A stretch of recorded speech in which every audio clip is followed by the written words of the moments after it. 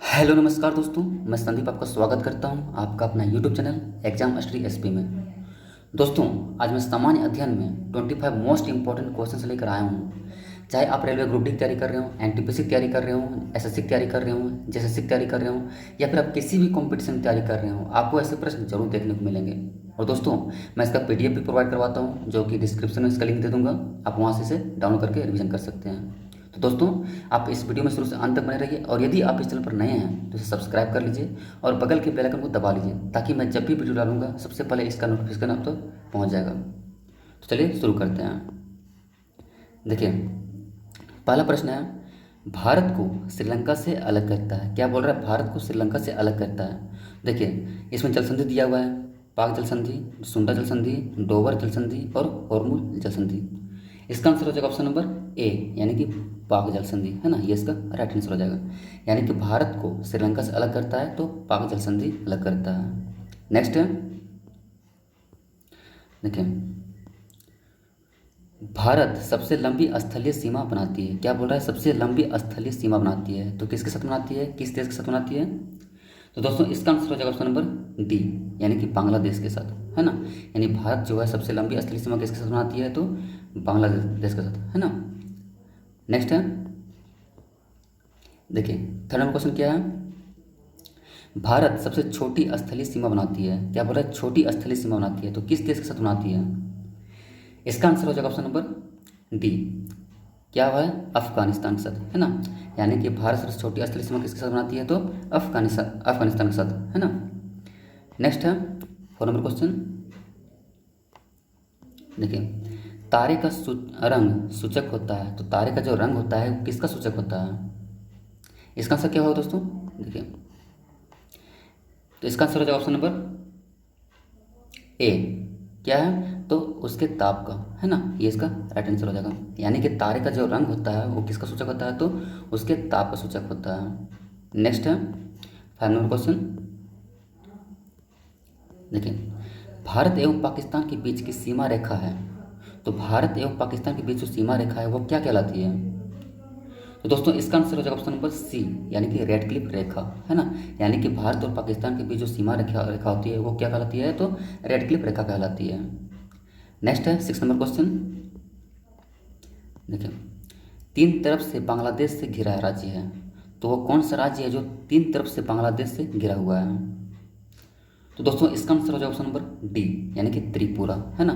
त्रिपुरा जो है तीन तरफ से बांग्लादेश से घिरा हुआ है ना। नेक्स्ट है, सेवन नंबर क्वेश्चन। भारत का सबसे निकटतम समुद्री पड़ोसी देश है, तो भारत का जो है सबसे निकटतम समुद्री पड़ोसी देश कौन सा है? इसका आंसर हो जाएगा ऑप्शन नंबर डी, यानी कि श्रीलंका, है ना। श्रीलंका इसका राइट आंसर हो जाएगा। नेक्स्ट है, eight number question. Radcliffe रेखा का निर्धारण किस वर्ष हुआ?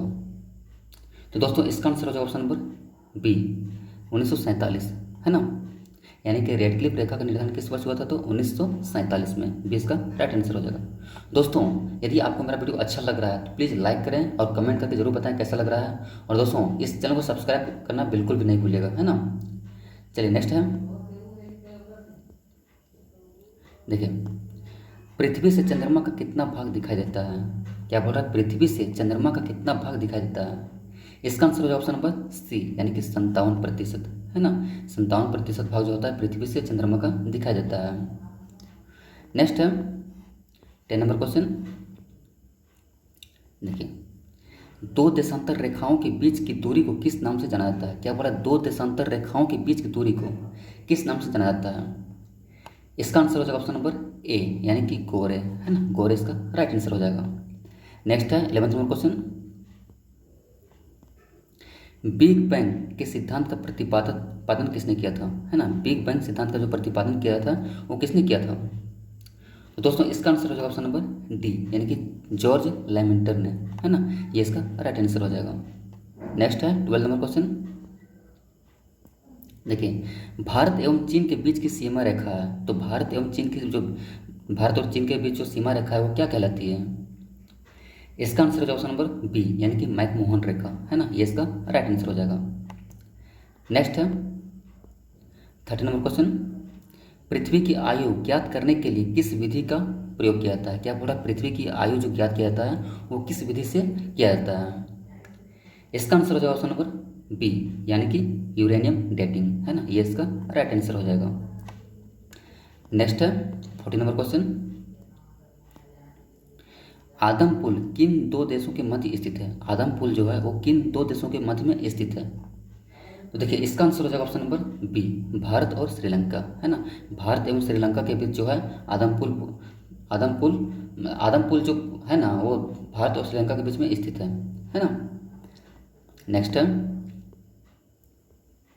देखिए, पृथ्वी पर दिन और रात बराबर होते हैं, तो पृथ्वी पर दिन और रात किस तारीख को किस महीने में होती है? इसका आंसर क्या हो जाएगा? देखिए इसका आंसर हो जाएगा ऑप्शन नंबर सी, यानी कि ए और बी दोनों, यानी कि 23 सितंबर और 21 मार्च को, है ना। 23 सितंबर और 21 मार्च को दोनों दिन को पृथ्वी पर दिन और रात बराबर होते हैं, है ना। नेक्स्ट है देखिए, 3 बीघा कॉरिडोर किसको जोड़ता है? क्या बोल रहा है? 3 बीघा जो कॉरिडोर है वो किसको जोड़ता है? तो दोस्तों इसका आंसर हो जाएगा ऑप्शन नंबर बी, यानी कि भारत एवं बांग्लादेश को, है ना। भारत एवं बांग्लादेश को 3 बीघा कॉरिडोर जोड़ता है। नेक्स्ट है 17 नंबर क्वेश्चन। देखिए, भारत एवं पाकिस्तान के बीच शिमला समझौता कब हुआ था? भारत और पाकिस्तान के बीच जो शिमला समझौता हुआ था वो कब हुआ था? इसका आंसर हो जाएगा ऑप्शन नंबर बी, यानी कि 1972, है ना। भारत एवं पाकिस्तान के बीच कब हुआ था शिमला समझौता? तो 1972 में हुआ था। नेक्स्ट है देखिए, पृथ्वी का सुरक्षा बल्ब किसे कहा जाता है? क्या बोला? पृथ्वी का सुरक्षा बल्ब किसे कहा जाता है? इसका आंसर हो जाएगा ऑप्शन नंबर डी, ज्वालामुखी को, है ना। पृथ्वी का सुरक्षा बल्ब किसे कहा जाता है? तो ज्वालामुखी को कहा जाता है। नेक्स्ट है देखिए, प्रकाश वर्ष किसका मात्रक है? तो दोस्तों प्रकाश वर्ष किसका मात्रक है? तो प्रकाश वर्ष जो मात्रक है वो दूरी का मात्रक है ना। ऑप्शन नंबर सी इसका राइट हो जाएगा। नेक्स्ट देखिए, किसने कहा था सूर्य ब्रह्मांड का केंद्र है? किसने कहा था कि सूर्य जो है ब्रह्मांड का केंद्र है? इसका आंसर है ऑप्शन नंबर ए, यानी कि कोपरनिक्स, है ना। कोपरनिक्स जो है उन्होंने कहा था कि सूर्य ब्रह्मांड का केंद्र है। नेक्स्ट है,